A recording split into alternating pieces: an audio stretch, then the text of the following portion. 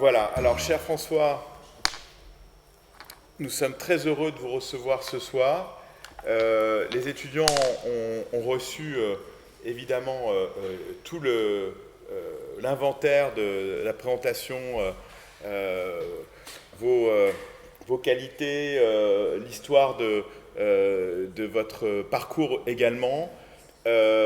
Aujourd'hui, nous avons donc la chance d'avoir dans la salle également Sylvane Casademont qui dirige l'IHEST. Voilà, c'est une occasion pour nous de...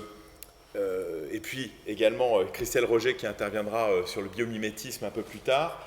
Donc c'est pour nous aujourd'hui l'occasion eh bien d'évoquer un sujet pas forcément facile, mais en même temps qui est celui qui vous occupe dans votre métier, et dans votre parcours, et également qui nous perturbe énormément, évidemment, puisqu'aujourd'hui nous sommes au cœur des problématiques géopolitiques en cours et non résolues. On le voit bien d'ailleurs avec les récentes découvertes lors du retrait des troupes russes, encore une fois sur les villes qui viennent d'être libérées par l'armée ukrainienne. Donc l'idée pour nous c'était de créer une... ah oui, alors attendez, il faut que j'ai oublié une chose, c'est que je vais enregistrer la vidéo, ce qui sera encore mieux. Comme ça. Recording in progress. Voilà. Ça, on sera parfait. Voilà, donc pour nous, c'est une grande chance également parce que dans ce séminaire Arts, Sciences, Technologies, nous évoquons toutes sortes de sujets, toutes sortes de problématiques. Et pour les étudiants qui sont ici dans le séminaire de recherche-création de Paris 1, c'est pour eux l'occasion de réfléchir sur des sujets de société et de considérer comment leur œuvre artistique peut avoir à faire avec les questionnements et les problématiques de société qui sont autant finalement liées à la technologie, autant liées à la citoyenneté finalement. Qu'est-ce que la citoyenneté aujourd'hui? Qu'est-ce que l'artiste, dans ce cadre, peut avoir à dire et à faire aux côtés d'autres métiers que les siens? Est-ce que finalement, et c'est la question qui se pose aussi à travers ce séminaire, c'est est-ce que l'art s'arrête dans l'espace d'exposition ou est-ce que l'art a à voir dans des réflexions qui sont liées avec aux questions actuelles et également aux mutations actuelles de notre société. Donc tout ça, évidemment, ça permet de construire des citoyens et des citoyennes, mais également, ça permet aux personnes qui interviennent, comme vous, de voir qu'il y a d'autres publics, quelque part, et que des gens peuvent être sensibles, et voire même interloqués par rapport à ce que vous apportez comme éclairage, et que, finalement, eux-mêmes, en tant qu'artistes, ils pourraient avoir une action ou un rôle dans des métiers qui ne sont pas forcément ceux qui sont aujourd'hui envisagés dans le cadre de l'art. Je me rends compte, par exemple, que des photographes plasticiens eh bien, travaillent également en tant que journalistes, ou même se retrouvent dans des cadres qui peuvent être d'ailleurs militaires, ou gendarmerie. Ils vont pouvoir finalement exister en tant qu'artiste dans des cadres photographiques, ou dans des cadres vidéo, ou même capter des situations, aider en tout cas avec leurs atouts, apporter de leur éclairage sur un métier. Il peut y avoir toutes sortes en tout cas d'applications dans la façon dont aujourd'hui on pense l'art vis-à-vis de la société. Et ce que vous nous apportez aujourd'hui dans le parcours qui est le vôtre, c'est aussi, je pense, une façon de réfléchir le temps et les médias différemment. Parce qu'aujourd'hui, on est un peu plongé dans une course contre la montre par rapport aux médias. On est face à des situations qui sont certes extrêmes, mais qui demandent quand même un peu de temps dans la réflexion et aussi de la responsabilité sur des critères qui ne sont pas forcément tous connus. Donc on connaît la façon dont les médias traitent aujourd'hui les sujets qui sont vos sujets, mais on ne connaît pas forcément la façon dont vous, colonel Eulard, François Eulard, vous analysez les choses. Et donc à travers votre regard et à travers la façon dont vous allez nous raconter aujourd'hui votre parcours et également votre métier, je pense que ça sera très intéressant de faire un retour sur nous-mêmes et réfléchir notre relation à ces problématiques. Donc, vous connaissez peut-être le travail de Aymeric Huisset, nous en reparlerons peut-être dans la seconde partie lors des questions, mais nous avons aujourd'hui des artistes qui s'intéressent au théâtre géopolitique et qui mettent en place des collaborations en relation avec ces sujets, non pas pour trouver une esthétique ou surajouter à l'esthétique de la guerre des images, mais surtout pour réfléchir le temps de la guerre, d'autres vont parler plutôt de l'éthique et de la relation politique. Donc, comment est-ce qu'une démocratie aujourd'hui se construit avec des métiers comme les vôtres? Ça, c'est très important.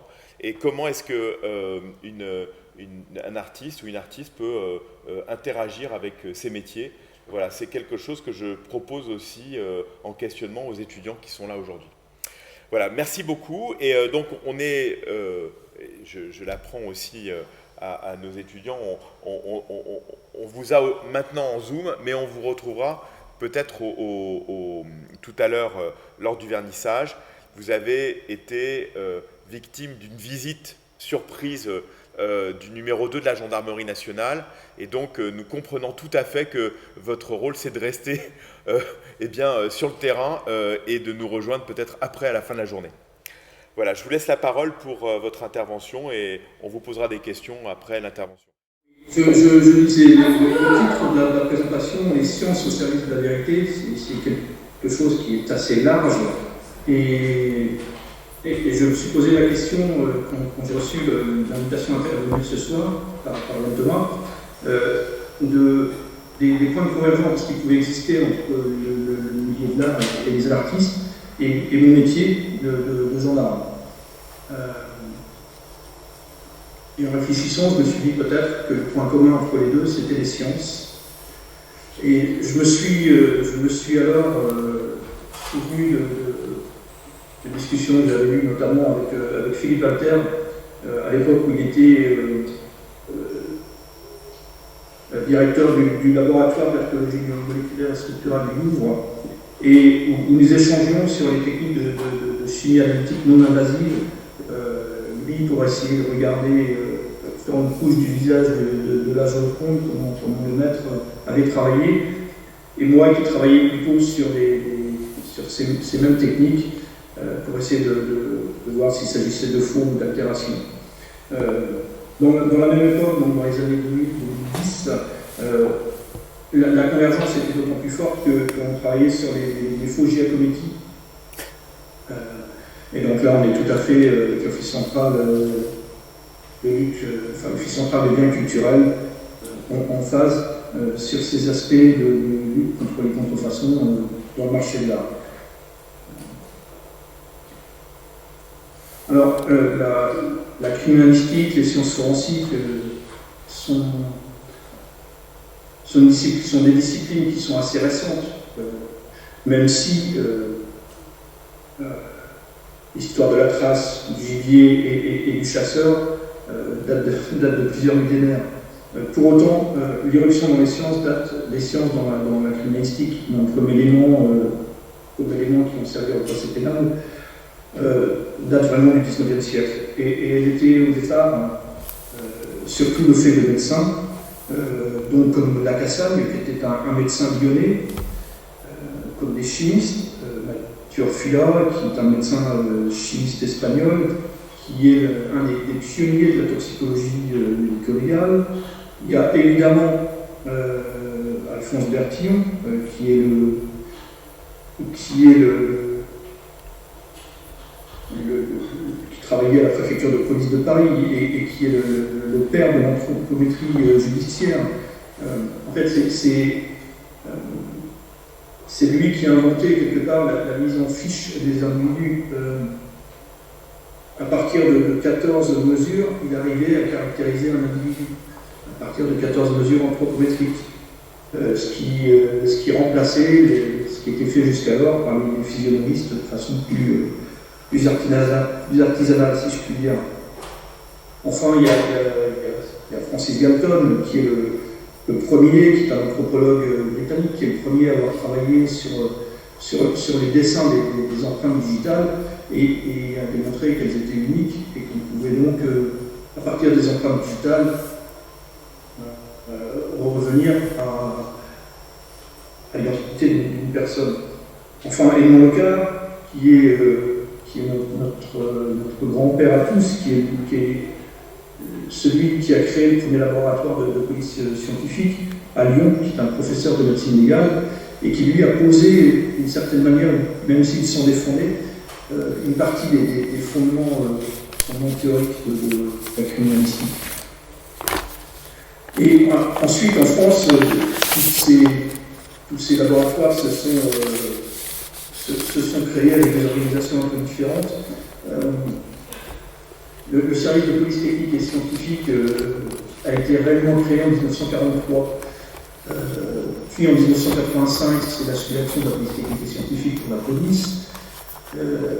Ensuite, l'INPS en 2001, l'Institut national de police scientifique, et en 2021, le service national de police scientifique. Donc ce sont des disciplines qui sont en perpétuelle évolution pour essayer de s'adapter au mieux et d'adapter les moyens, donner la meilleure réponse possible. Alors, évidemment, comme gendarme, je vais vous parler de l'Institut de recherche criminelle qui a été créé en 1987. Et comme souvent, il a été créé suite à un échec. L'échec, c'est l'affaire Grégory. La gendarmerie s'est rendu compte que les moyens qui avaient été développés, qui avaient été mis en place pour exploiter les éléments matériels sur place, avaient été insuffisants et qu'il convenait donc de créer à la fois un laboratoire, mais toute une chaîne complète qui permette de pallier à cette difficulté. Alors, quelques éléments de définition, si je puis dire, puisque ils sont finalement éclairants sur la nature même de l'activité. Alors, la criminalistique. La criminalistique, c'est le terme qui est consacré, qui est le terme générique qui est utilisé actuellement et qui regroupe globalement tous les moyens qui sont mis en œuvre à la fois sur le système de crime et puis également laboratoire pour essayer d'apporter une preuve scientifique appliquée à l'investigation criminelle pour aider la justice à prouver un crime et déterminer l'identité de l'auteur et puis déterminer le mode opératoire. En fait, la réalité est les challenges en fait, pour la criminalistique, sont des challenges d'identification, évidemment, on veut savoir qui est la victime, qui est l'auteur. Des critères un challenge de datation. Alors c'est un peu moins simple, c'est un peu moins limpide, évidemment la datation de la mort, c'est un des grands nombres de techniques qui nous permettent de le réaliser. Mais la datation des faits est quelque chose de souvent très très complexe et qui se conjugue avec une modification de l'état des lieux, avec une discussion avec des ravageurs, d'autres interventions humaines, ainsi de suite. Donc la datation est aussi un challenge important pour expliquer ce qui s'est passé. Et enfin, évidemment, le mode opératoire, c'est le chandelier du professeur, du colonel Moutard, et tous ces éléments sont recueillis à la fois à charge et à décharge, et à la fois pour favoriser les hypothèses. C'est vraiment la criminalistique n'est pas là pour apporter forcément des réponses. Elle est là pour poser des options et évaluer les différentes hypothèses les unes par rapport aux autres et apporter des éléments scientifiques, un raisonnement scientifique, une méthode scientifique, qui permet justement d'avoir un regard complet sur une scène de crime. Alors, la deuxième définition qui, elle, est plus une définition qui vient outre-Atlantique, qui parle de sciences forensiques. La vue est un peu plus large, puisque aux disciplines classiques, habituelles, traditionnelles de la criminalistique, que sont les documents, que sont les empreintes digitales, que sont la balistique, la biologie, les stupéfiants, la toxicologie. On ajoute également toutes les disciplines de médecine légale qui sont finalement des disciplines historiques, puisque les premières disciplines étaient des disciplines d'observation. La médecine légale est à la base une discipline d'observation. Donc on regroupe tous ces éléments de médecine légale, évidemment de pathologie, d'anthropologie médico-légale et d'odontologie médico-légale également. À l'IRCGM, par exemple, en termes qui couvre ces deux domaines, qui couvre la criminalistique et la médecine légale, mais d'autres laboratoires européens ont la même démarche. On a environ une cinquantaine de domaines d'expertise différents. Ça aide de l'environnement spécialisé, d'explosifs, enfin, des domaines. Alors, en ce qui me concerne, je préfère finalement un terme qui est dérivé des deux et qui s'appelle la science forensique et qui se réfère davantage à l'école de Lausanne par Olivier Rigaud et Pierre Marot, à l'école des sciences criminelles de Lausanne. La science forensique, on est toujours sur l'application de la démarche scientifique, évidemment, des méthodes, des techniques, des technologies. Mais là, on s'intéresse à la trace.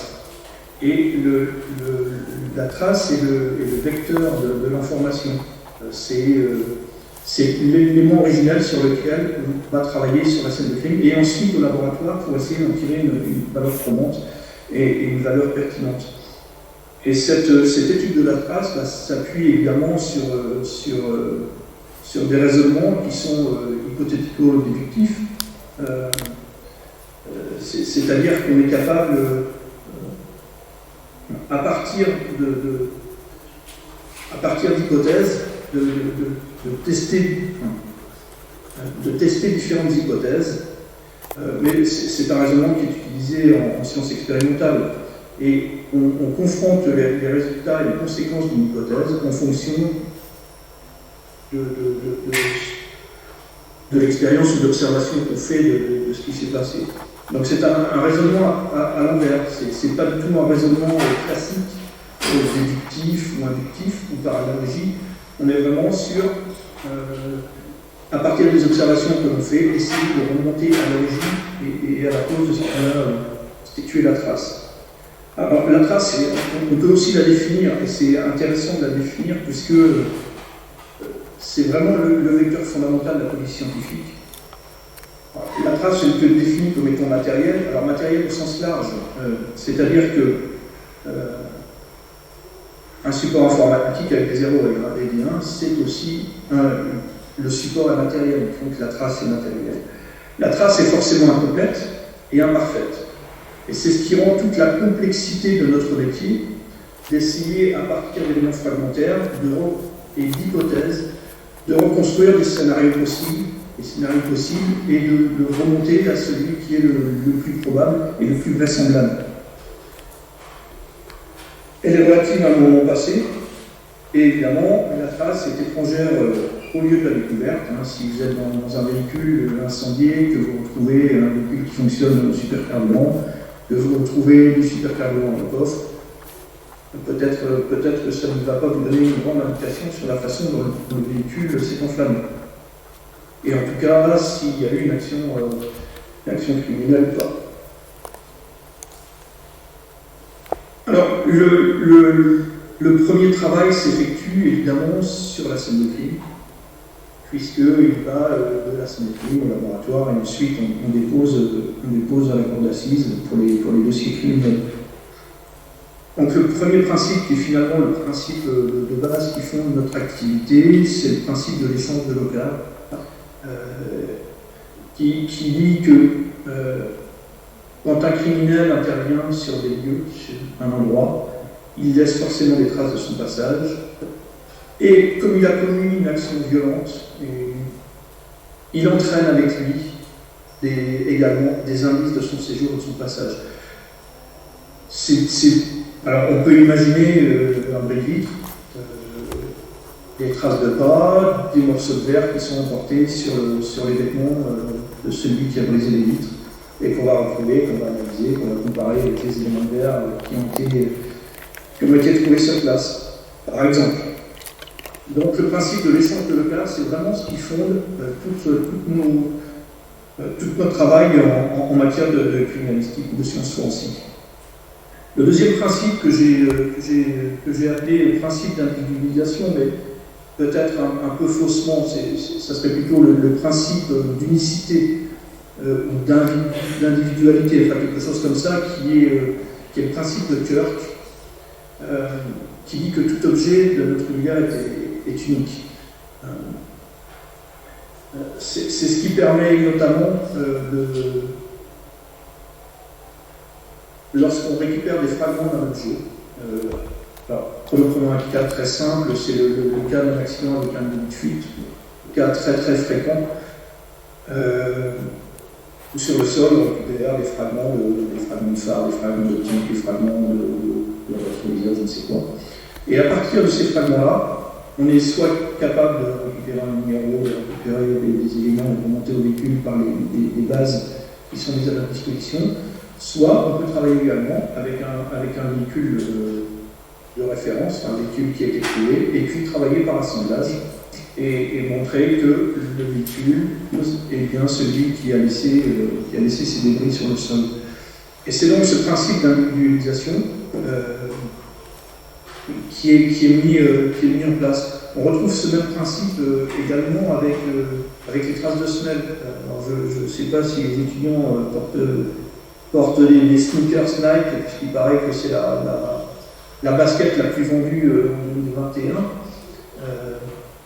Donc si vous avez tous des sneakers Nike, ça va être très compliqué à partir des traces de semelles de déterminer qui a fait quoi. En revanche, quand elles sont neuves, en revanche, dès que vous avez marché avec, dès que vous avez usé de façon un petit peu différente, dès que vous avez des micro-coupures ou des micro-stries à l'intérieur, on peut avoir des marques qui témoignent de la vie de la chaussure, de la semelle, et donc qui peuvent apporter des éléments qui peuvent être très très très très concluants entre une trace laissée et puis une basket, une chaussure. C'est exactement ce même type de raisonnement qui sont faits et qui sont fondés sur le principe de Kirk. Alors, je viens à la scène de crime. Vous avez bien compris que l'idée est de récupérer sur la scène de crime toutes les traces, donc un vestige d'une action passée. C'est ce qui apparaît sur le PowerPoint, avec la genèse des traces entre l'auteur, l'interaction entre la victime, l'auteur et le milieu, entre un tenté et un tenté plus un. C'est ça qui nous intéresse. C'était ce moment-là qui nous intéresse. Et évidemment, avant que l'action se passe, il y avait déjà des vestiges d'action passée antérieure, et après que l'action se soit passée, il y a aussi des vestiges qui sont postérieurs au fait, qui vont se rajouter et se surajouter. Il y a également sur les lieux des traces qui sont déjà présentes, qui sont naturellement là, et donc toute l'activité, toute la pertinence, tout le travail de l'enquêteur, du technicien d'investigation criminelle ou du technicien de cybercrime, enfin qu'importe, la personne qui va être chargée de récolter ces traces comme vecteur d'information, c'est de réfléchir à la pertinence de ces traces. Donc c'est d'essayer d'identifier sur la scène ce qui est inhabituel, ce qui normalement ne doit pas être là, ou alors ce qui est là mais ce qui est là et qui est incongru. Tous ces signes doivent être reconnus comme étant pertinents, ce qui implique une formation très, très importante de ces agents préleveurs, tout en gardant à l'esprit d'éviter les confirmations, puisque on part dans une hypothèse et on ne prélève que ce qui nous intéresse dans l'hypothèse. Le cas concret que je pourrais expliquer, ce sont une personne qui a retrouvé décédée dans sa maison, une arme à ses côtés. Bon. Selon que l'histoire est racontée en disant bon, c'est un suicide, c'est sûr, il était dépressif, c'est un suicide. Ou selon que l'histoire est racontée différemment en disant c'est un homicide, la perception des lieux peut être faussée pour le premier intervenant. Donc tout métier du technicien d'investigation criminelle, enfin celui qui va relever les traces, c'est de garder une vue décorrélée du contexte pour essayer d'avoir juste le regard technique et regarder l'arme avec une distance du bras, est-ce que c'est compatible, est-ce que c'est pas compatible, est-ce que les ouvertures étaient ouvertes, fermées, enfin, voilà, tout ce genre de choses pour effectuer les relevés et les prélèvements pertinents. Bertillon dit d'ailleurs que l'œil ne voit dans les choses que ce qu'il y regarde, et il ne regarde que ce qui est déjà dans l'esprit. Donc tous ces indices-là récupérés vont ensuite devenir de l'information et être utilisés ensuite soit au laboratoire, soit directement versés à la procédure. Alors, la scène de crime, évidemment, la première chose à faire, puisqu'on parle d'une action qui est circonscrite dans le temps, c'est d'effectuer ce qu'on appelle le jeûne bélier, c'est-à-dire empêcher d'autres personnes de rentrer sur la scène, ce qui n'est pas tout à fait le cas sur le centre de la diapositive. Et puis ensuite, on regarde toutes les traces qui peuvent être visibles ou invisibles. On a des techniques d'optique qui permettent de mettre en évidence les traces latentes, que ce soit dans n'importe quel domaine, que ce soit une scène de crime en intérieur, que ce soit une scène de crime en extérieur, que ce soit une explosion, enfin ainsi de suite. Donc on a un grand nombre de techniques qui sont mises en place directement sur le terrain, qui permettent de prélever, de fixer les lieux avec les moyens optiques, avec les drones, avec les systèmes de laser scanner pour garder la scène et pouvoir effectuer les mesures sur le modèle numérique ainsi créé, mais aussi avec tout ce qui est possible de prélever en matière chimique, en matière ADN, et ainsi de suite. On va sur la scène de crime. Une fois que les éléments ont été prélevés, on arrive au laboratoire, et là c'est alors visiblement, on va dire que c'est là où la science agit, mais non, en fait, c'est là où les technologies sont les plus présentes, avec la numérisation des 3D, la numérisation des signes de crime, l'impression 3D, les prédictions morphologiques, c'est ce qu'on appelle abusivement le portrait robogénétique. C'est-à-dire qu'il y a certains gènes sont porteurs d'informations qui peuvent renseigner sur la couleur des yeux, sur la couleur des cheveux pendant qu'ils me blanchissent, sur les taches de rousseur, sur un certain nombre de caractères physiques qui permettent d'établir un portrait robot, quelque chose de très, très générique. Donc ici vous avez le laser scanner, vous avez en vert, là c'est de l'impression 3D, c'est une arme d'impression 3D, vous avez les drones qui permettent des vues aériennes. Voilà. Ensuite je vais vous parler de ce que nous faisons nous au laboratoire à l'IRCGM, puisque directeur de l'IRC, c'est le laboratoire de criminalistique que je connais le mieux. Et vous donner un petit focus sur l'accréditation. C'est vraiment quelque chose qui est essentiel dans notre travail. On a une norme qui s'appelle 27025 et qui permet de s'assurer finalement que les magistrats peuvent avoir confiance dans le résultat que nous produisons au laboratoire. la norme permet ça. Et il est obligatoire, notamment, les constats terrestres aux empreintes digitales, les constats terrestres au profil génétique, pour que ces profils-là, ces éléments de preuve qui sont des éléments très, très forts, puisqu'ils s'appliquent à un individu directement, on puisse échanger entre pays ces éléments de preuve, comme par l'architecture. Les laboratoires doivent être accrédités. Ce qui structure notre activité avec les méthodes validées, avec le personnel formé, les matériels, liés, entretenus, ainsi de suite.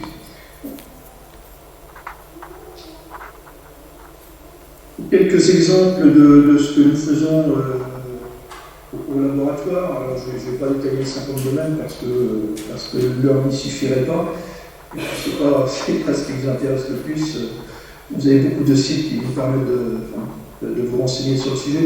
Juste, je prends le véhicule parce que c'est un objet qui fait l'objet d'un département complet dans le laboratoire. Et on travaille à la fois sur les déformations mécaniques, en cas d'accident, ce qui permet de remonter les angles, en faisant de l'incidence pour les chocs, la vitesse, donc l'énergie, donc la vitesse, mais aussi tout ce qui est embarqué, tout l'électronique embarqué qui permet de nous renseigner dans le calculateur sur les derniers instants avant le choc, quelle était la position du volant, est-ce qu'il y avait une pression sur l'accélérateur, quel était le niveau sur l'accélérateur, sur les freins, et qui peuvent renseigner sur une action volontaire, délibérée, ou au contraire, un simple accident, si je puis dire. Donc le laboratoire travaille à la fois sur des éléments très anciens, sur des peintures, sur des assemblages d'optiques, et puis des éléments très modernes, que sont les calculateurs, les systèmes multimédia embarqués, qui sont des mines de renseignement, vraiment de mines de renseignement. À propos d'autres techniques, évidemment, il y a l'ADN, puisque l'ADN est devenu la reine des preuves, alors abusivement évidemment. Peut-être pour revenir sur les questions, parce que ça passionne les étudiants, la question des hackers. La question des hackers et tout ce qui est en relation avec les datas, est-ce que vous auriez encore des choses peut-être plus précises encore à nous alors, les hackers, moi je l'ai pas fait, nous ne l'avons pas réalisé nous-mêmes. Ce que j'ai vu ici de mes équipes sont des gens qui sont capables de démarrer les véhicules à distance, de prendre le contact des véhicules à distance, de faire fonctionner les essuie-glaces, vraiment de prendre le contact de la voiture à distance en interagissant à distance avec le système, avec le cœur électronique du véhicule. Donc ça, c'est des choses qu'on se fait. Notre quotidien, à vrai dire, ce sont davantage les outils de vol électronique. Donc vous cassez une fenêtre, une custode, vous pénétrez dans le véhicule, vous branchez sur la prise OBD et le diagnostic du véhicule, et vous reprogrammez certains calculateurs de véhicule, on a une ligne un peu cachée, et vous arrivez à démarrer le véhicule, à déjouer toutes les sécurités qui étaient mises en place, électroniques qui étaient mises en place, et vous repartez avec le véhicule. En quelques dizaines de secondes, en moins de 10 minutes en tout cas, la plupart des véhicules modernes peuvent être dérobés de la sorte. Donc ça, c'est plutôt notre quotidien, plutôt que les hackers qui prennent le contrôle d'un véhicule à distance, même si ce sont des questions qui restent très très pertinentes et très importantes, notamment avec les véhicules autonomes ou semi-autonomes. On imagine bien que tous les problèmes que ça peut générer, toutes les contraintes que ça peut générer. Alors, je ne sais pas si j'ai répondu à peu près aux questions. Si, moi sur cette question-là, est-ce que vous prenez en compte la mémoire des véhicules et est-ce qu'il est possible de s'infiltrer dans la mémoire d'un véhicule qui n'a pas forcément enregistré toutes ses actions? Il y a sûrement j'imagine des éléments qui sont des indicateurs, en tout cas pour vous. Alors, il y a le véhicule, très schématiquement, il y a des calculateurs qui sont embarqués, qui sont dédiés à la gestion des éléments mécaniques du véhicule. Donc, il y a les calculateurs qui vont gérer le système de freinage et les calculateurs qui vont gérer plus spécifiquement le moteur. Donc là, oui, on a des éléments techniques qui nous servent en cas d'accident, qui nous servent voilà, pour savoir, mais essentiellement en cas d'accident. Et puis on a tout ce qui est système multimédia embarqué. Alors là, je ne vais pas trop m'étendre dessus parce que plus jamais vous allez prendre de voiture, plus jamais vous allez appareiller votre téléphone, plus jamais vous n'allez passer un coup de fil depuis votre véhicule. Ces systèmes multimédia embarqués stockent sur l'Android un très très grand nombre de données. Un très très grand nombre de données, et donc il est possible à partir de ces données-là, que ce soit des données GPS, mais pas que, de savoir énormément de choses sur la personne qui a conduit, là où les personnes qui ont conduit le véhicule, leur téléphone, enfin ainsi de suite. Donc il y a énormément de données qui sont partagées, qui sont stockées dans ces systèmes multimédia embarqués. Évidemment, ce qui est... et c'est, j'allais dire, c'est une tendance qui s'amplifie avec les modernes, les modèles de plus en plus modernes et communicants, évidemment. D'accord. Donc c'est une mine d'or pour le gendarme, au niveau des libertés individuelles. Il faut juste que cet accès soit limité et bordé. Donc on le fait à chaque fois avec une acquisition, avec dans le cas d'une ordonnance de commission d'experts, sous la réputation à chaque fois d'un magistrat. Elles ne sont pas accessibles directement. Il y a des outils à développer pour accéder à ces données-là. Je ne sais pas si j'ai été complet sur le sujet. Si, merci. Non, mais on imagine des développements possibles, mais on va passer à l'autre slide. Merci beaucoup. Alors sur l'ADN, c'est la même chose. L'ADN, je ne vais pas dire que tout est possible, parce que depuis le saut technologique avec la méthode de Sonzer en 1977 qui a permis finalement la mise en place du fichier national des empreintes génétiques,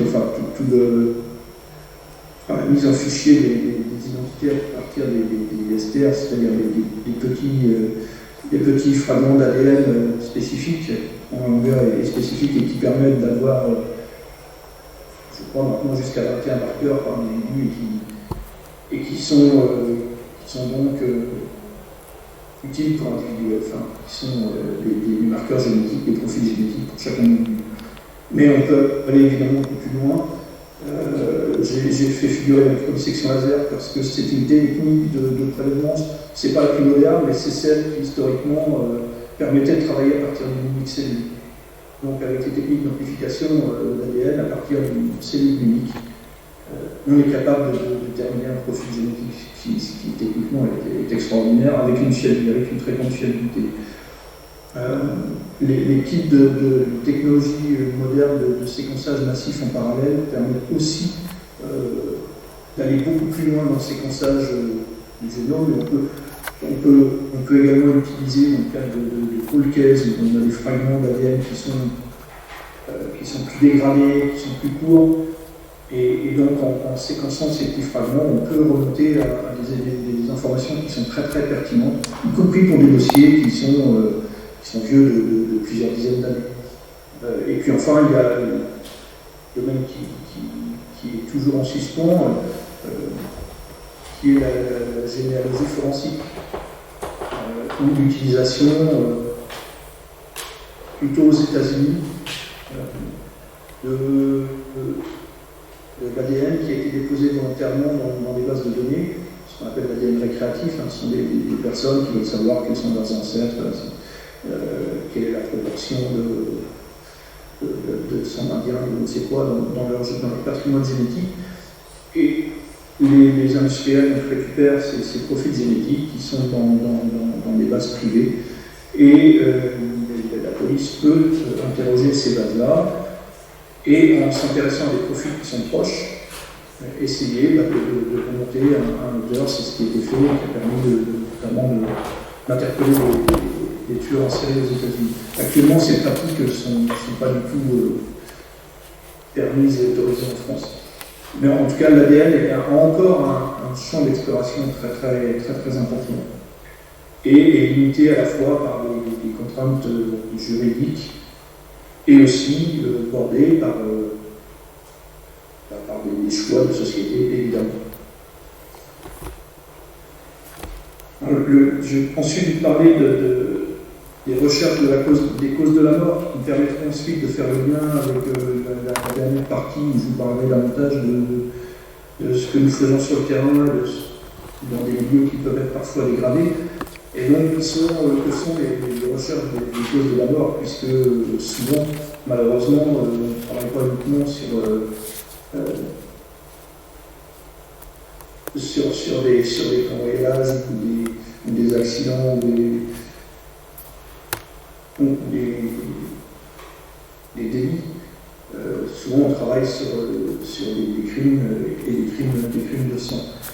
Et auquel cas, nous avons un grand nombre de panels d'activités, évidemment l'autopsie, ça on revient toujours aux premières sciences d'observation du 19e siècle, avec des moyens qui sont un peu modernes, avec évidemment des scanners, des radios, enfin, tous les matériels qui permettent d'aller un petit peu plus loin sur les recherches de causes de la mort, une toxicologie collégiale qui permet d'aller chercher en deçà du nanogramme, c'est-à-dire 10-9, 10-9 grammes, c'est vraiment des quantités infimes de poisons toxiques qui permettent de récupérer différents types de métabolites et d'aller beaucoup plus loin sur la recherche de la cause toxicologique de la mort, la recherche de diatomées qui sont, vous savez, des petites algues, enfin c'est le squelette de petites algues, et qui vont permettre, en comparaison de l'eau, des diatomées qu'on retrouve dans le corps et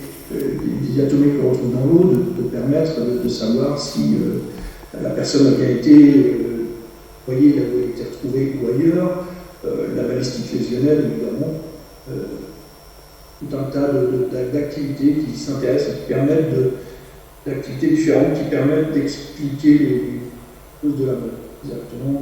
La balistique lésionnelle peut être intéressante pour des distances de tir, un impact sur le crâne et en fonction de la distance de tir, en portant ou à 1 mètre, ne provoquera pas les mêmes effets, ne provoquera pas les mêmes dégradations à la fois sur la partie extérieure du crâne, mais également sur le crâne avec une fissuration différente.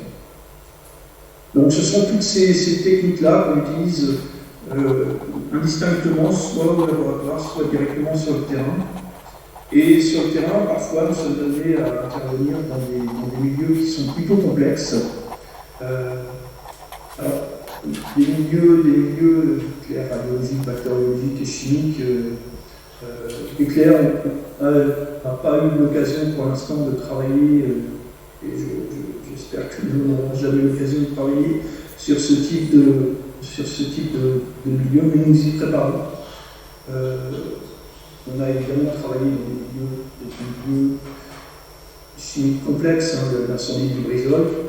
Évidemment, ce sont des milieux qui sont complexes à appréhender, où la recherche d'éléments matériels et de preuves, quand on effectue une investigation incendie sur ce type de site, nécessite des formations particulières et des entraînements particuliers que l'on met en œuvre sur ce type de site.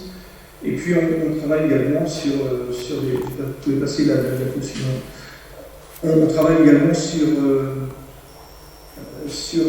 des milieux qui sont sur des crashs, des catastrophes. Alors il y a des catastrophes à la Germanix, des catastrophes d'avion.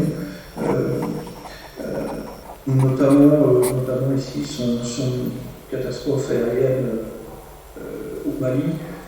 Là, la mission principale, la mission est double. La première, c'est évidemment de regarder, essayer de partir des stigmates ou de ce qui reste, de voir comment l'avion a pu percuter le sol, quelle incidence, avec quelle vitesse. Ça, on le retrouve sur place. Et puis la deuxième mission, c'est d'essayer de récupérer les fragments humains et ensuite de réaliser l'ADN sur ces fragments de façon à pouvoir rendre les corps, les fragments de corps et les corps aux familles des victimes. Donc c'est ce qui a été fait dans le Mali. Dessus, avec une diapositive sur ces accidents d'hélicoptère au Mali, pareil, au milieu hostile, puisque c'était une zone de guerre. Je vais maintenant vous parler peut-être très rapidement de la dernière mission que nous avons réalisée, qui était en Ukraine, dont vous avez forcément des échos, et qui est d'autant plus, je veux dire, actuelle que l'histoire semble bégayer, en tout cas dans l'est de l'Ukraine. La mission, elle est assez simple au départ, c'est aller aider les autorités ukrainiennes à recueillir des éléments matériels qui peuvent ou pas être constitutifs de crimes de guerre. Alors là où mon travail s'arrête, c'est un travail de scientifique, c'est un travail d'expert. À aucun moment je ne serai capable de parler de crimes de guerre, puisque là c'est une qualification pénale. Tout mon travail s'arrête à ce qui est matériellement observable, aux constatations que nous pouvons faire, aux analyses et examens que nous pouvons faire sur place. Donc c'est ce que nous avons fait sur site, donc au profit des autorités judiciaires ukrainiennes, qui ont pris nos rapports comme des rapports d'expertise. C'est la même logique que ce qu'on fait actuellement, ce qu'on fait en France au quotidien. On réalise des rapports d'expertise au profit des magistrats, et les magistrats ont l'ensemble de la procédure avec les premiers intervenants sur place qui ont fait leur première constatation, ensuite les témoignages, et puis le rapport d'expert, et puis les auteurs, et tout ça, une procédure qui ensuite peut amener un procès pénal, que ce soit en Ukraine directement, ou éventuellement la Cour pénale internationale, puisque si jamais elle devait se saisir de ce genre de ce qui s'est passé à Boutcha. Donc ce que nous avons fait sur place, c'est trois types de missions. Là vous avez un petit œil sur la mission de médecine légale, qui s'est fait sur les multiples corps que nous avons eu à examiner. Alors, on a travaillé sur plusieurs sites. Le premier site, c'est évidemment celui de la fosse de Boutcha, dont vous avez entendu parler. Et on a procédé à l'examen des corps. On peut laisser le diapo suivant. On a travaillé vraiment sur l'examen des corps qui étaient directement exhumés de la fosse. Là, vous voyez au fond une table d'autopsie avec les médecins légistes autour, les photographes, l'expert en balistique, l'expert en explosifs, la spécialiste en empreinte digitale, et puis le spécialiste prélèvement ADN pour réaliser les prélèvements qui permettront ensuite d'identifier les corps inconnus. Au premier plan, vous voyez les secrétaires, les gens qui documentent évidemment tout ce qu'on fait en temps réel. Voilà. Donc la première mission était donc celle-là, la médecine légale, essayer de rechercher les causes de la mort, que ce soit d'origine balistique ou liée à des explosifs. Et là, c'est en relation directe avec une mission qui est liée à la France, puisque vous professez dans le cadre de votre métier en tant que militaire français.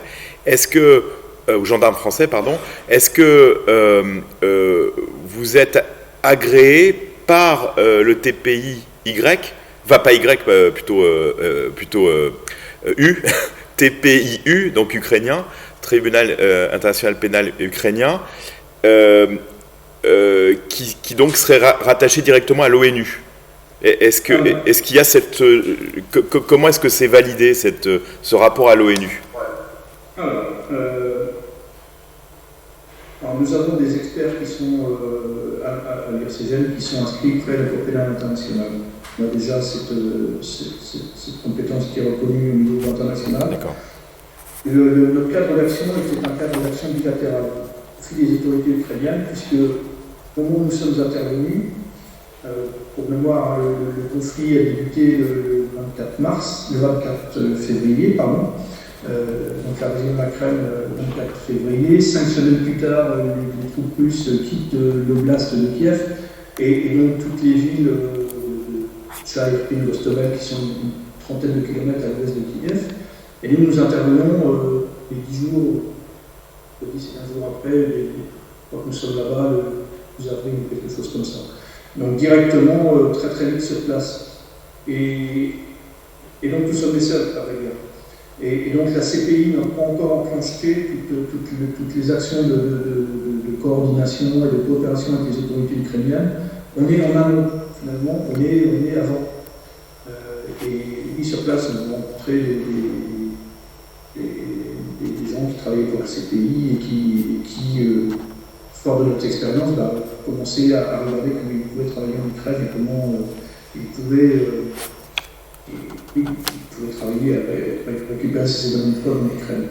Donc on était avant.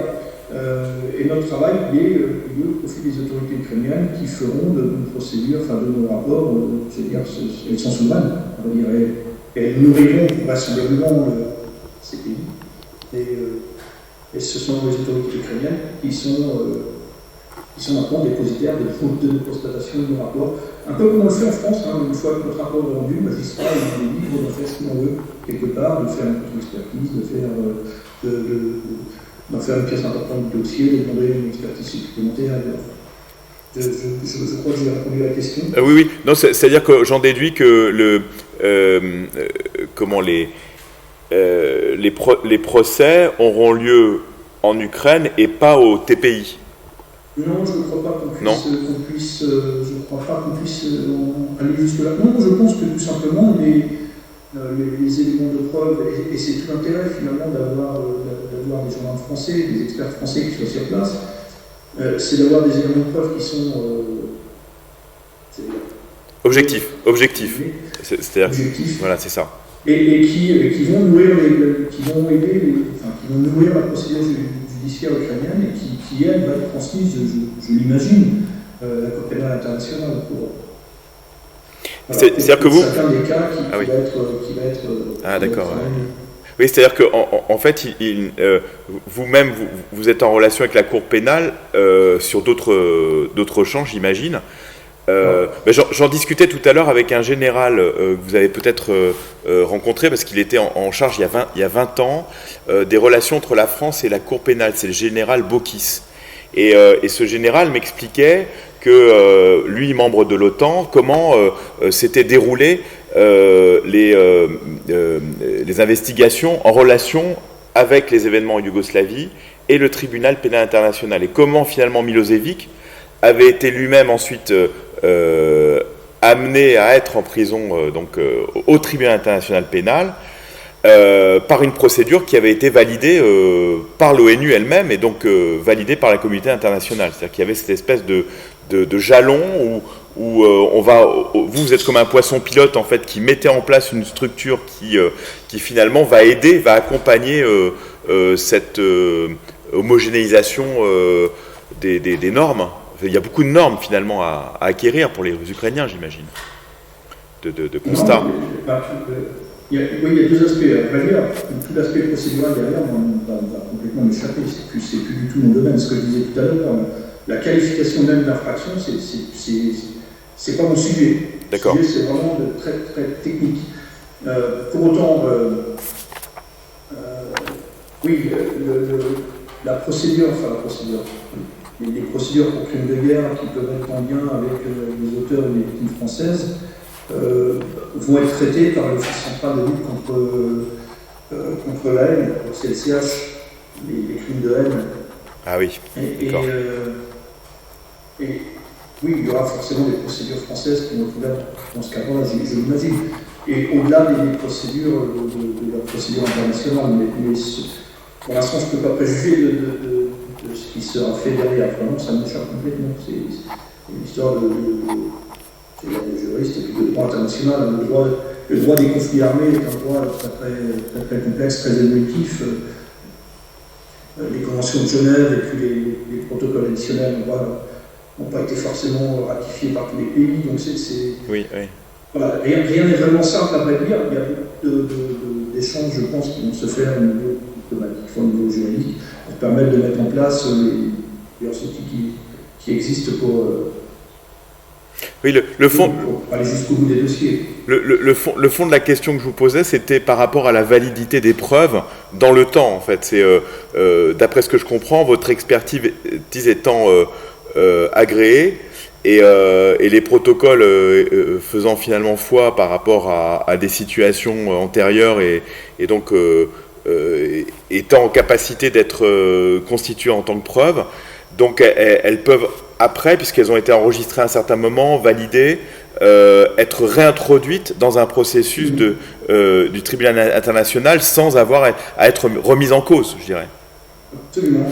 C'est un peu le même principe de ce que je disais tout à l'heure où j'ai fait un focus un peu hors sol sur l'accréditation.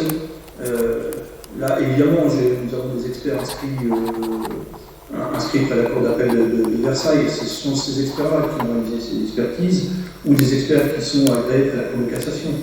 Et donc, il y a la reconnaissance au niveau de l'expert, de la qualité d'expert, elle les a réalisés en France. Et ensuite, en fonction des traités internationaux, de la façon dont les pays échangent, au niveau judiciaire, la preuve est reçue naturellement ou pas.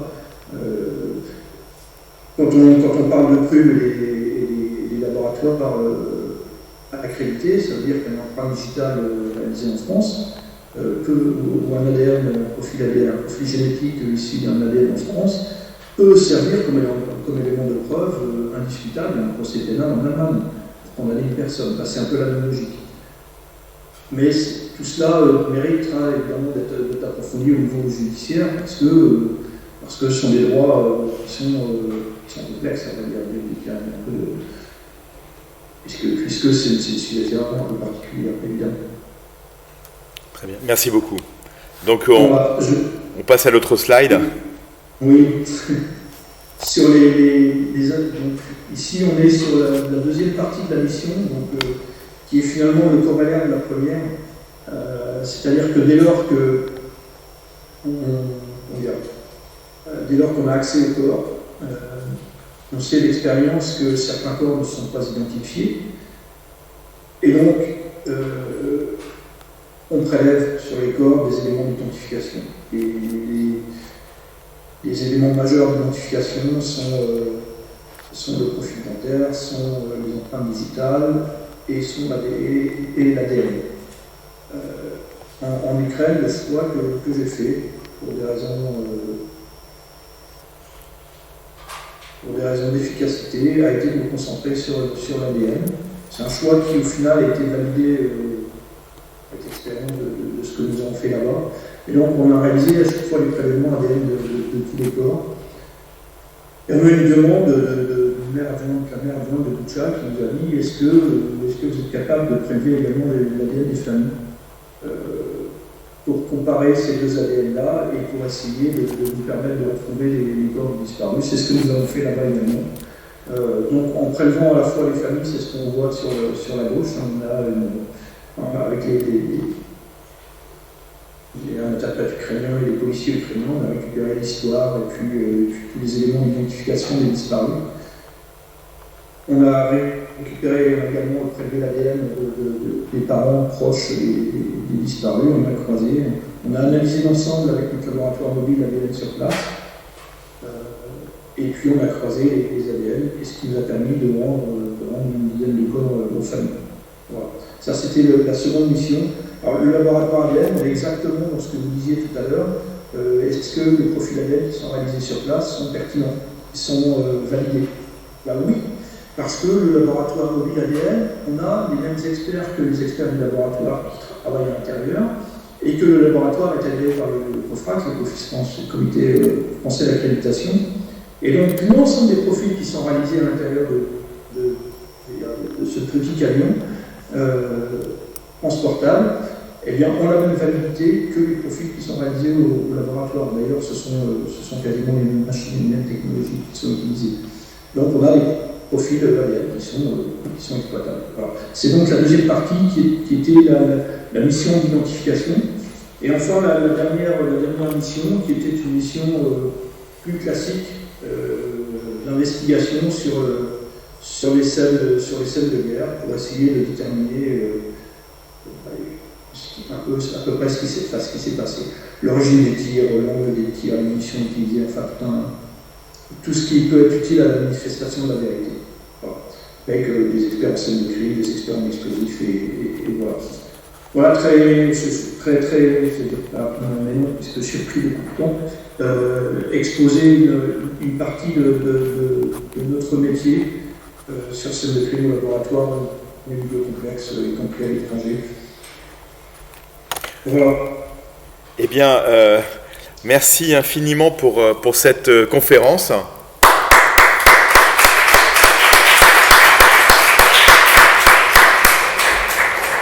Voilà, alors je vais revenir sur des questionnements peut-être qui vont intéresser le public que nous avons aujourd'hui. Alors, évidemment, nous avons des personnes qui sont déjà initiées, comme Sylvain Casademont, par exemple, qui connaît bien, alors aussi Christelle Roger, qui est évidemment certainement intéressée par toutes ces questions. Alors, on va avoir plusieurs questionnements. Je vais simplement rappeler quelques éléments, peut-être, qui vous caractérisent, parce que on a présenté, mais très rapidement, le dispositif, là, mais c'est une relation à un organisme qui est quand même aussi une histoire, et vous participez à cette histoire depuis plusieurs années. Est-ce qu'on pourrait avoir simplement un éclairage sur le site où vous vous trouvez, savoir quels sont les métiers qui s'y rencontrent, et comment vous arrivez à harmoniser un peu ces différents métiers, parce que c'est très intéressant je pense, pour les étudiants ici présents, de savoir que finalement, même quand on vient de différents domaines scientifiques, par exemple, le terrain, alors il y a l'art pragmatiste d'un côté qui finalement s'inspire de l'expérience, vous inspirez réellement des expériences en cours. Et donc voilà, est-ce que vous pourriez simplement nous donner quelques pistes? Après on ira visiter les sites, les étudiants ont aussi les liens. Enfin voilà. Alors, l'IRCGN, donc l'Institut de recherche criminelle de la gendarmerie nationale, c'est à Pontoise, c'est 250 personnes, un petit peu moins. Une structure militaire, une structure hiérarchisée, très pyramidale, avec quatre divisions criminalistiques, de la physique, de la chimie, l'identification humaine, de l'ingénierie numérique, et puis de la biologie et de la génétique. Et dans chacune de ces divisions, quatre départements qui font un département balistique, avec différentes problématiques en balistique, de l'étude des armes, l'étude de la trajectoire, l'étude de la balistique lésionnelle à l'intérieur du corps, ainsi de suite.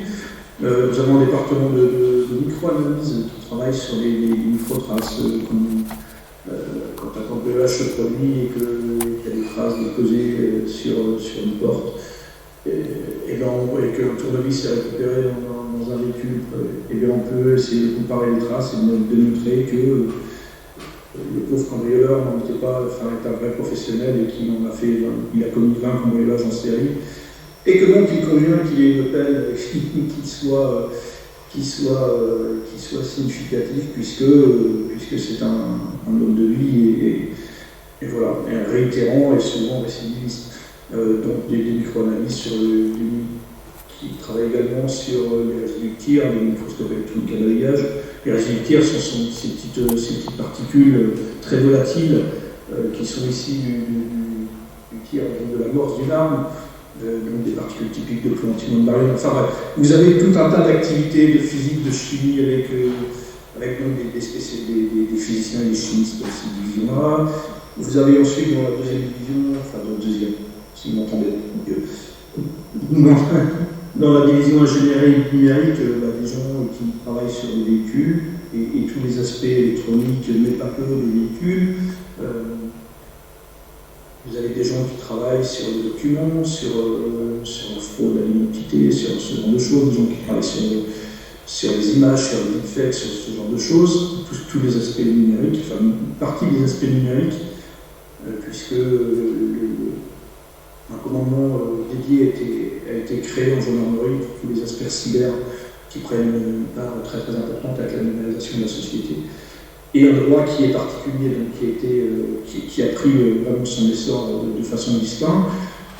On a évidemment tout ce qui est identification humaine, avec évidemment les médecins légistes, les dentistes, les anthropologues, les spécialistes des traces de sang, voilà. Et puis ensuite une grosse division de la génétique. Donc on a des métiers qui sont très très différents, avec des médecins, des toxicologues, avec des physiciens, des balisticiens, voilà. Oui. Et tout ça cohabite finalement de la même manière, puisque la formation initiale est commune quelque part. Et puis on se retrouve dans les missions comme celle que vous pouvez le voir, chacun appréhende un petit peu une partie du métier de l'autre, et puis finalement ça se fait finalement assez naturellement, mais parce qu'on a tous l'esprit scientifique quelque part. Et je crois que le vrai Simon il est là, outre le côté tous militaires, tous gendarmes évidemment, puisque on a évidemment des gens du service de médecins qui sont des médecins du service de santé des armées, et nous avons également un peu moins de 20% de personnel civil. Et finalement, le grade, le statut n'a pas grand-chose à y voir, c'est comme c'est l'esprit scientifique et puis la capacité à travailler en équipe. Mais c'est plus. Alors finalement, par rapport au profil des étudiants qui sont ici, dans cet amphithéâtre, qui sont en arts plastiques et qui allient pratique et théorie, on pourrait dire que vous faites un peu la synthèse en tant que directeur aujourd'hui de cette institution et donc de cet organisme. Vous avez été un ingénieur recruté sur titre, d'une part, et vous êtes ingénieur, et en même temps, vous êtes un homme de terrain. Et c'est ça qui est intéressant, c'est que vous vous fiez à des expériences. Je trouve ça très intéressant de découvrir aussi la science forensique. Je pense très peu d'entre nous connaissaient ces théories, et je trouve là, il y a au-delà même du rapport à l'art, vous voyez cette espèce de rapport cette synthèse que vous incarnez vous-même nous est vraiment précieuse à entendre et à comprendre. Donc je laisse la parole maintenant au public sur des questions peut-être plus précises, et merci vraiment d'être avec nous ce soir. Alors, oui, peut-être, est-ce que vous entendez Oui. Sur la question des anthropologues et du travail, sur la partie anthropologique, est-ce que c'est de la psychologie comportementale pour prévoir des comportements types sur des scènes? Alors, est-ce que vous avez dans votre mode opératoire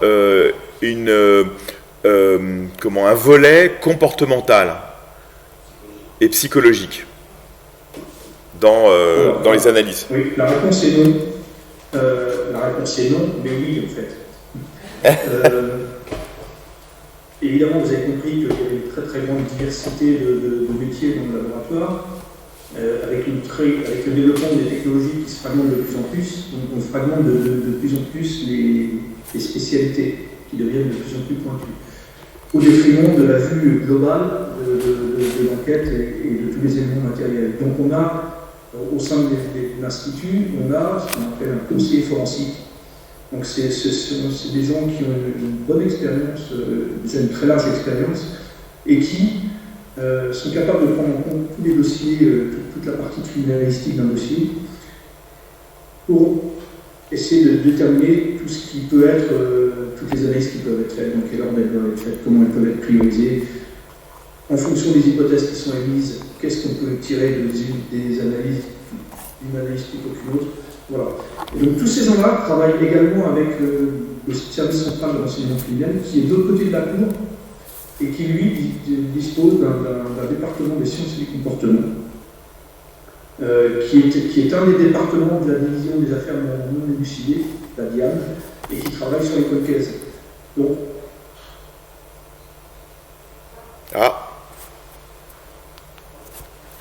qu'est-ce qui se passe là? On a une rupture de faisceau. Alors, attends. Oui, je vois que ça rame sur le... Bon, attends, je vais... C'est Ileana? C'est vous? Ah, voilà. Vous restez pas au vernissage? Ah, d'accord. Alors, donc là, je vais partager avec mon téléphone, ce sera peut-être mieux. Bizarre.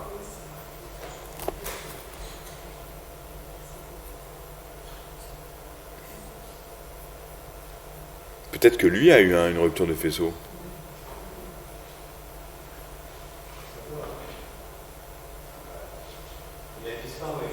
Ah oui, là.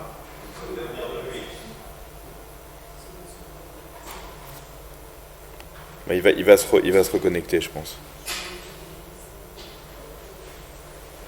Alors, je profite de cet interlude. Cet interlude, il est 18h34. Déjà, pour vous dire, donc on a deux invités aujourd'hui qui sont présentes, parce que Olivier en fait est donc présent de toutes les semaines en fait, mais là Sylvane a pu arriver, elle incarne l'IHEST, l'Institut des hautes études pour la science et les technologies. Et puis, on a notre collègue qui interviendra. Voilà. Ah, voilà. Bon, alors, voilà. J'en étais arrêté. Une micro-coupure, et vous étiez très expressif en même temps. Mais ça... Il y a le département des sciences criminelles de voilà. La Cour, il y a le conseil forensique du côté RCGM, et les gens discutent entre eux. Et en fonction des différentes hypothèses qui sont émises d'un côté par les sciences du comportement, eh bien, on regarde tout ce qu'on est capable de faire, quelles analyses, quelles expertises doivent être priorisées, et donc alors on doit faire les choses pour répondre à ces hypothèses-là. Donc le département des sciences du comportement, de l'autre côté de la Cour, elle existe bien. Merci beaucoup. Alors, donc il y a possibilité en tout cas de recouper justement grâce à cette présence en proximité certaines questions. Alors, quelles sont les autres questions? Peut-être dans l'ordre, en relation, parce que vous c'est évidemment le sujet de l'art qui vous intéresse, mais peut-être aussi un retour pour notre invité par rapport à votre travail. Tiens, est-ce que tu peux venir nous en parler très rapidement, peut-être une réaction rapide? Absolument. Il me faudra 2 ou 3 réactions de vous, parce que c'est vraiment intéressant de voir comment vous opérez aussi un retour. Viens devant notre invité. Voilà, donc là par exemple c'est un artiste qui travaille dans les milieux urbains et qui est... il travaille sur les protocoles qui finalement le transforment non pas en artiste, mais vont le faire se fondre dans une situation donnée pour faire un art qui n'est pas forcément visible dans un premier temps, mais qui le sera par l'archive. Il s'appelle Yann. Avec un J. Bonjour. Qu'est-ce que je peux dire? Non, dans ce qui m'a intéressé dans votre conférence, qui peut faire écho à ma pratique, je pense que c'est cette idée de porter une attention particulière aux signes très spécifiques qu'on peut avoir sur une scène de crime en l'occurrence. Mais moi qui fais des interventions par exemple dans la rue, c'est un petit peu, je cherche à faire en sorte que le passant ou le spectateur, le passant qui devient peut-être spectateur en portant son attention sur ce qui se passe autour de lui, perçoivent les légers décalages que je peux avoir fait dans la rue ou dans un espace d'exposition parfois. Voilà, c'est pas. Je pense qu'il y a des points à faire à cet endroit-là, dans l'analyse du signe, les décalages qui sont créés, dans qu'est-ce que ça veut dire, comment on l'analyse. Alors qu'est-ce que la vérité justement par rapport à ce métier, comment est-ce qu'elle se renvoie aussi dans... Parce que l'art, c'est pas forcément la vérité, mais quelque part, il y a une part de vérité dans la façon dont l'artiste va faire transparaître une sensation. On va le voir tout à l'heure, parce que on va donc avoir le vernissage de Irina Suchelnitska. Donc elle part de l'émoi profond qui a été vécu par les Ukrainiens et qu'elle vit en profondeur, puisqu'elle continue à vivre à Odessa, et comment ces réactions émotionnelles vont être retranscrites par le biais de ses mains et de son faire. Et donc, la question fondamentale dans la pratique de Yann, par exemple, ça serait certainement celle de voir comment s'établit un lien entre ce que lui va concrétiser à travers la vérité de sa pratique et comment le public lui-même, qui est, par exemple, dans votre cas, qui est celui qui aujourd'hui écoute plutôt LCI ou va regarder les journaux ou va lire la presse, mais comment est-ce que le public, lui, peut arriver à comprendre en profondeur les éléments objectifs que vous apportez et peut-être se faire sa propre sa propre opinion à travers les sentiments qui vont naître de la réception de l'objectivité. Parce qu'on le voit bien, à chaque fois, il y a une restitution par les médias, une interprétation pour nous, finalement. Mais il me semble que là, dans le travail que vous faites, on a des faits, on a des documents, on a des éléments. Vous nommiez justement Bertillon au début, vous parliez de toutes ces théories en fait, scientifiques qui permettent de créer aussi une conscience des faits et des résultats. Donc il me semble qu'il y a un parallélisme assez intéressant. Et d'ailleurs, vous le citiez tout à l'heure, et je le rappelle, Bertillon était aussi peintre. Donc Bertillon a contribué à la création de la police judiciaire française et en même temps c'était un peintre. Donc c'est très intéressant de voir la façon dont la pratique a un rôle assez immédiat dans votre métier comme dans le nôtre finalement. Oui, en fait, oui. Alors sur la pratique, il y a effectivement deux niveaux sur la pratique. Il y a à la fois une partie de théorie, une partie de mise en œuvre de technologies très moderne, très pointue. Et puis on reste aussi des artisans, quelque part, dans ce qu'on fait, puisque chaque cas est différent. Et donc l'approche de chaque cas doit être réfléchie à chaque fois. J'imagine qu'une œuvre d'art, c'est la même chose, c'est-à-dire qu'on ne peut pas appliquer une recette. Et à chaque fois, on a une approche différente. Sur l'interprétation des signes, et ce qui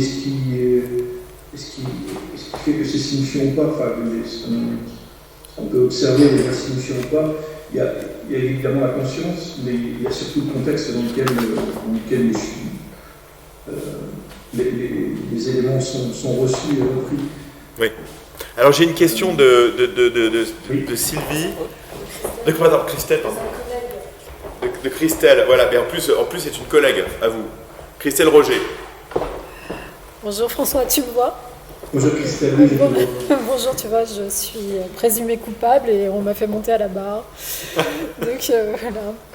Et moi j'avais une question, mais peut-être au préalable, tu pourras peut-être donner des indications sur ton métier qui est basé sur la pluridisciplinarité, hein, et je pense que ça peut peut-être intéresser les étudiants, l'approche pluridisciplinaire.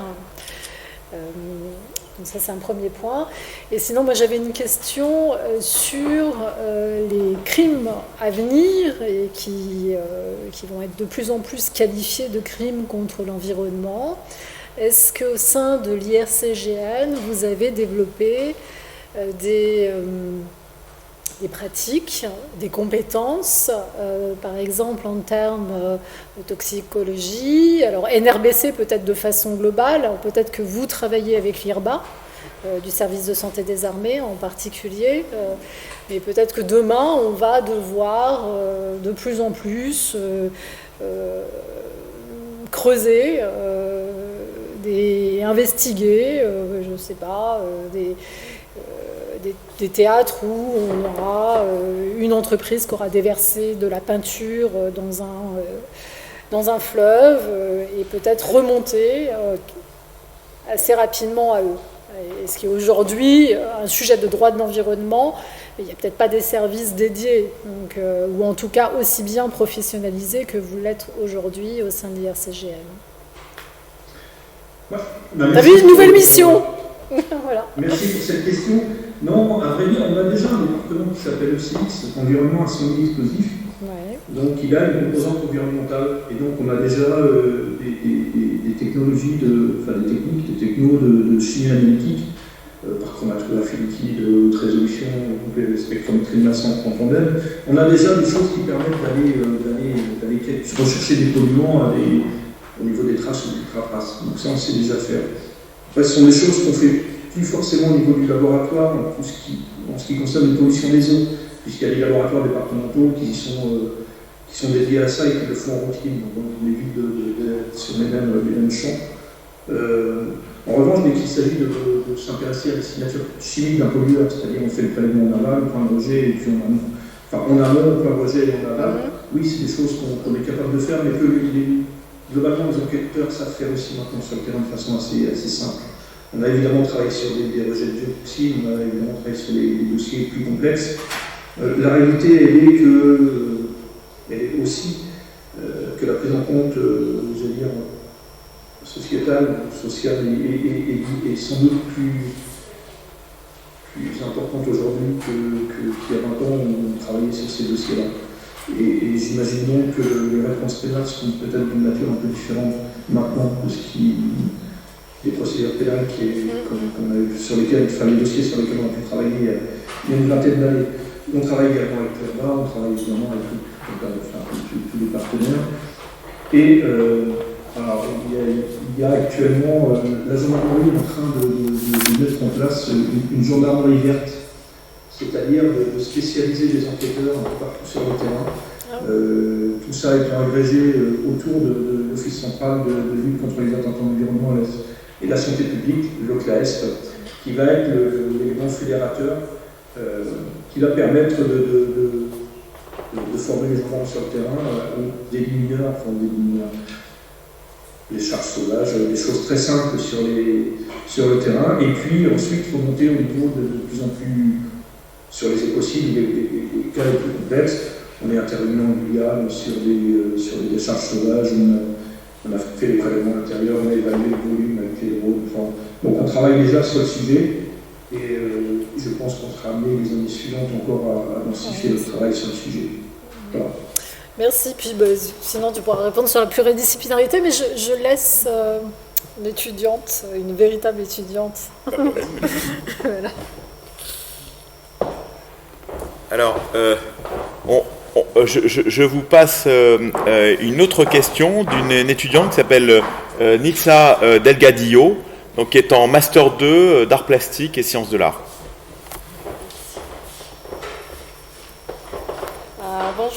Bonjour monsieur. Ma question c'est par rapport aux preuves numériques. Et justement aujourd'hui avec l'avance technologique on peut modifier, faire des vidéos avec des gens qui font des choses qu'ils ne font pas. Donc ma question c'est par rapport à la crédibilité de ces preuves. Est-ce que ça fonctionne comme preuve ou comment ça marche dans les mondes Voilà. C'est ça la question. Alors, il y a deux questions en une. En fait, il y a la première question, si j'ai bien compris, c'est deepfake. Je ne vais pas vous en parler beaucoup, c'est pas mon domaine de compétences, donc je vais rester assez générique. D'accord. En revanche, oui, je sais qu'on est capable, avec un certain nombre de logiciels, on est capable, avec un certain nombre de logiciels, de regarder sur la structure même des fichiers pour s'apercevoir que les fichiers ont été modifiés par tel ou tel type de logiciel, tel logiciel, tel famille de logiciel. Ce qui permet mettre en évidence le trucage d'une vidéo ou de ça. Donc ça, on est capable de le faire. Après, la crédibilité des vidéos, je pense oui, effectivement, c'est des questions qui peuvent se poser sur les caméras de vidéosurveillance, sur les caméras de basse qualité. Là, oui, il y a des questions qui peuvent se poser, mais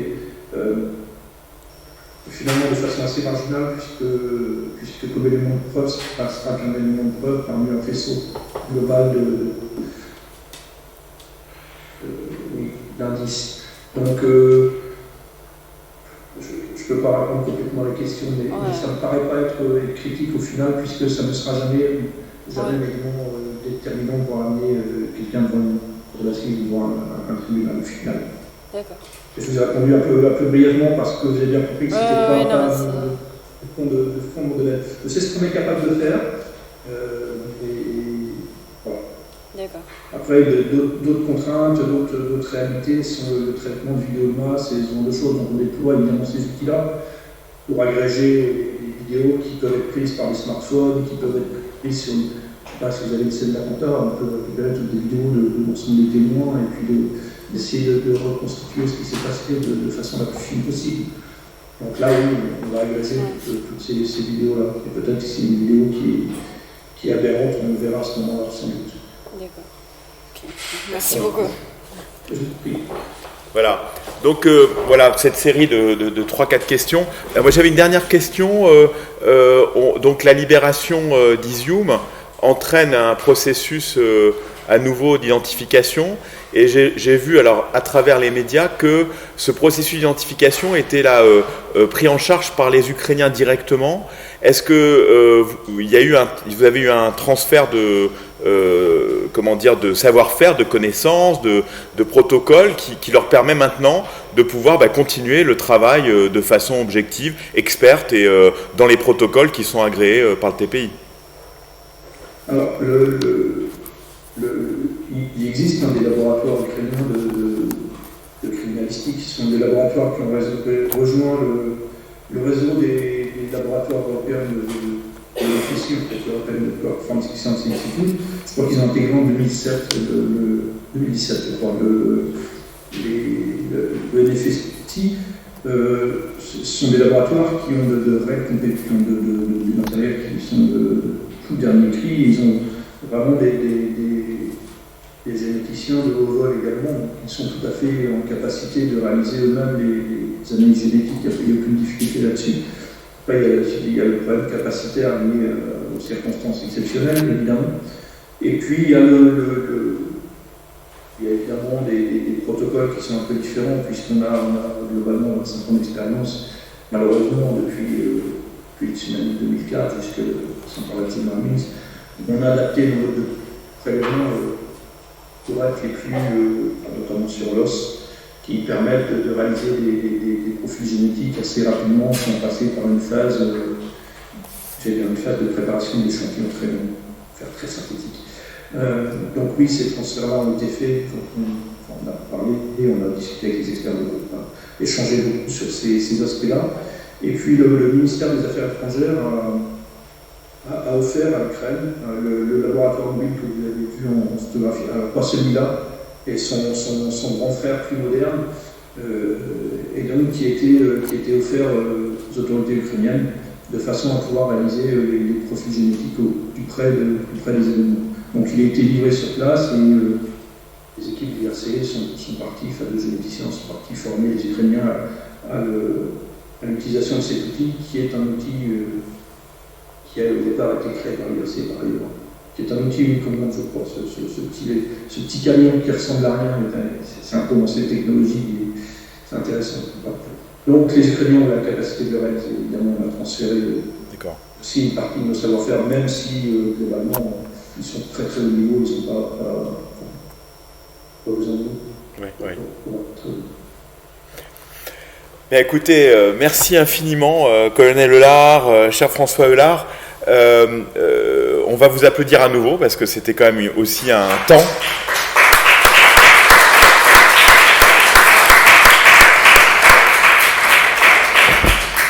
Un temps précieux que vous nous avez consacré, surtout par rapport à vos missions qui sont nombreuses. Une dernière question peut-être. Quel est votre prochain terrain finalement? Ou vos prochains terrains? Quels sont vos prochains terrains? Je peux pas répondre à votre question. Ah d'accord, ok. Je m'en doutais. Je m'en doutais. Écoutez, merci beaucoup. Alors on se retrouve peut-être Il y a beaucoup d'hypothèses, mais je ne sais pas. Vraiment. Ah tiens, il y a Christelle qui veut absolument poser une...